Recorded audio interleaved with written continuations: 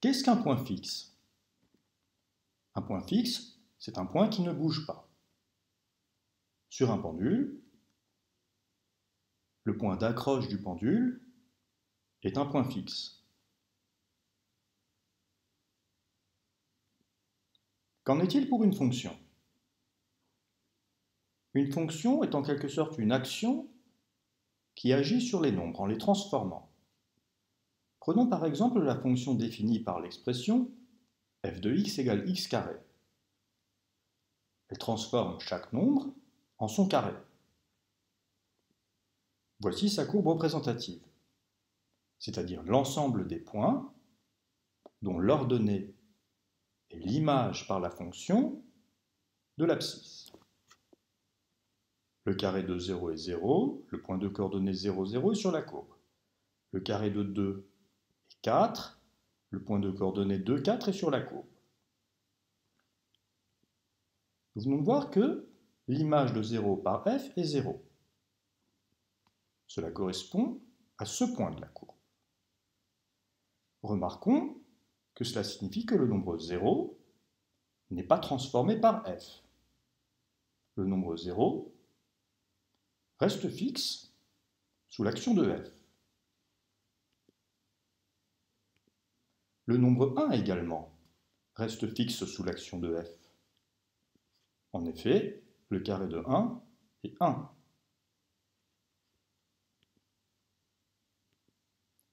La fonction f, qui est ici la fonction carré, a deux points fixes, 0 et 1, que nous voyons ici sur la courbe représentative. Et remarquons que tous les points fixes de la fonction correspondent à des points du graphique qui sont sur la droite d'équation y égale x, c'est-à-dire la droite dont les points sont exactement ceux dont l'abscisse et l'ordonnée ont la même valeur.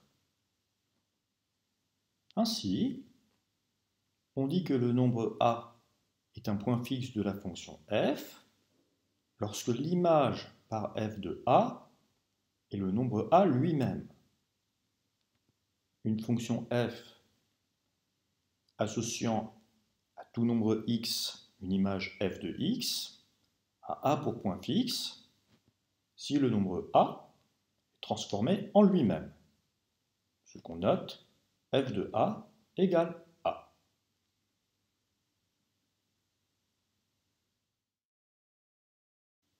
Voyons maintenant comment définir une suite par récurrence à l'aide d'une fonction. On choisit une certaine valeur initiale pour le premier terme u indice 0 de la suite, et on se donne la règle selon laquelle, pour tout rang n, on obtient la valeur de la suite au rang suivant n plus 1 en appliquant la fonction f au terme de rang n. Le terme u indice 1 de la suite, qui est le terme de rang 1, est donc l'image par f du terme de rang 0, u0. Le terme de rang 2 de la suite, u indice 2, est l'image par f du terme de rang 1, u indice 1. C'est-à-dire en fait l'image de l'image par f du premier terme u indice 0. u3 est lui l'image par f du terme de rang 2, u2, ce qui est en fait le résultat de l'application successive 3 fois de suite de la fonction f à la valeur initiale u indice 0. La suite se définit ainsi de suite pour toute valeur de n.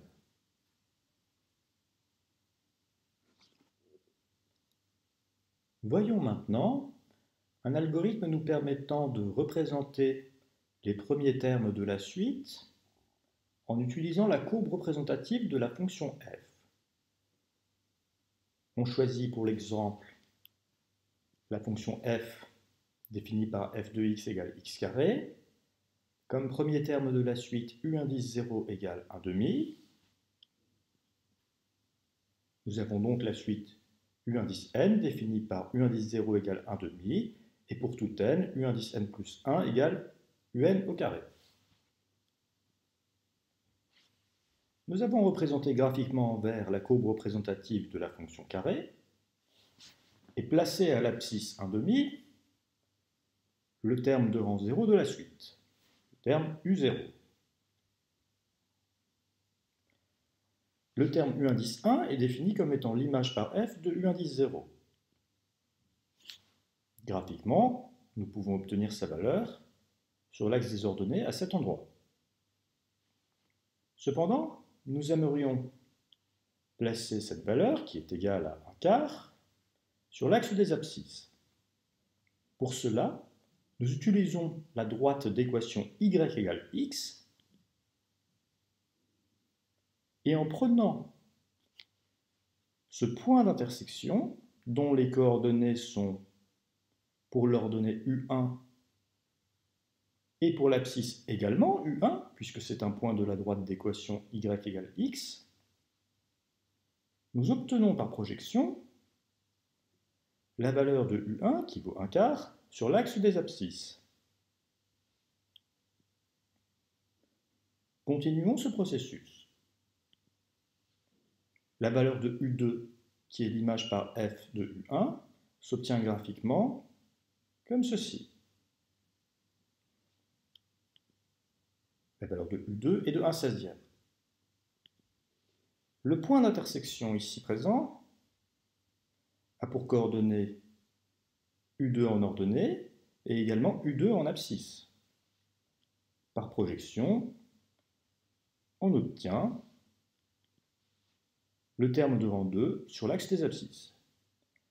Nous avons ainsi, à l'aide de la courbe représentative de f et de la droite d'équation y égale x, placé les trois premiers termes de la suite sur l'axe des abscisses. Il est possible d'obtenir automatiquement une telle représentation en programmant par exemple en langage Python. Nous avions ici choisi pour valeur du premier terme u indice 0, 0,5.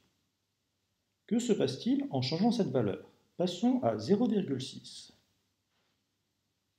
Nous voyons que les valeurs de la suite changent.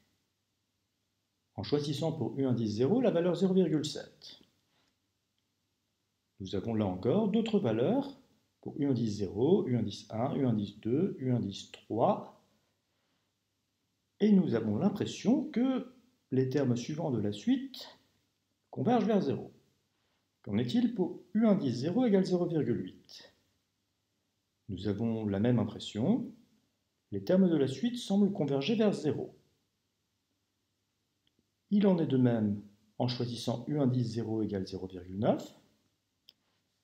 Nous avons u indice 0 ici à 0,9, u1 qui en est le carré, u2 qui est le carré de u1, u3 qui est le carré de u2, u4 qui est le carré de u3, et les termes de la suite semblent converger vers 0. Est-ce toujours le cas? Que se passe-t-il pour u indice 0 égale 1? Eh bien, la suite est stationnaire à la valeur 1. En effet, le carré de 1 est 1, et donc la suite reste constante à la valeur 1. Remarquons que 1 est un point fixe de la fonction carré. Observons ce qu'il se passe pour u indice 0 égale 1,1. Cette fois-ci, les termes de la suite semblent diverger vers plus l'infini. Au terme de rang 4, nous avons déjà atteint une valeur supérieure à 4. Il existe un théorème qui nous renseigne sur ce type de situation.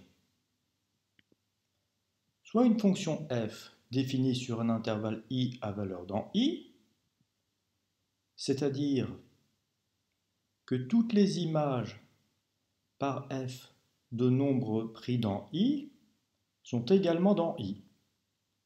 C'est par exemple le cas de la fonction carré sur l'intervalle 0, 1. En effet, le carré de tout nombre compris entre 0 et 1 est compris entre 0 et 1. Soit u indice n, une suite de premiers termes u indice 0 dans l'intervalle i, tel que pour tout entier naturel n, U indice n plus 1 soit égal à f de un. Alors, si la suite un est convergente vers une limite petit l de i,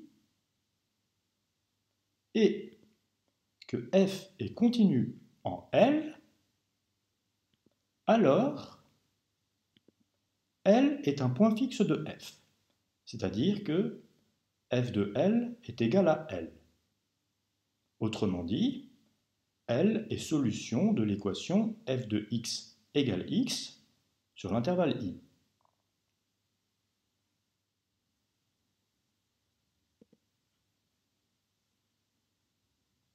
Nous avons ici représenté la courbe représentative d'une fonction du second degré de couleur verte, fonction qui change,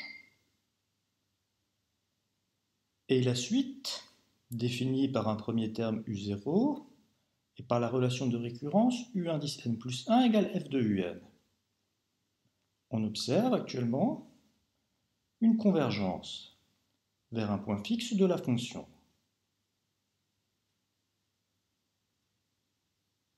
Le théorème du point fixe nous dit que lorsqu'il y a convergence, ce ne peut être que vers un point fixe, c'est-à-dire soit vers cette valeur, soit vers 0.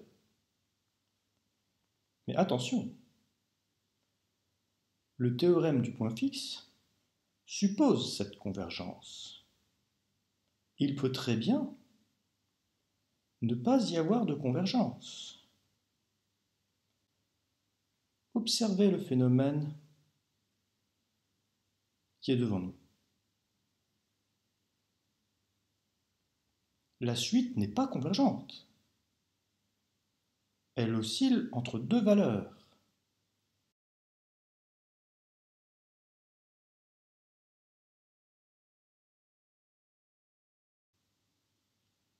Voici que notre suite a 4 valeurs dites d'adhérence. Elle est non convergente.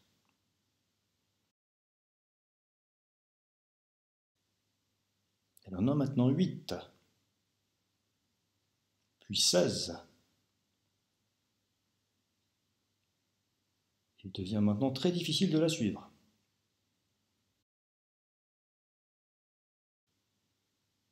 Nous obtenons une suite dont l'évolution nous paraît chaotique. Bien qu'elle soit déterminée par des conditions très simples, il nous est impossible d'y repérer un ordre facilement identifiable.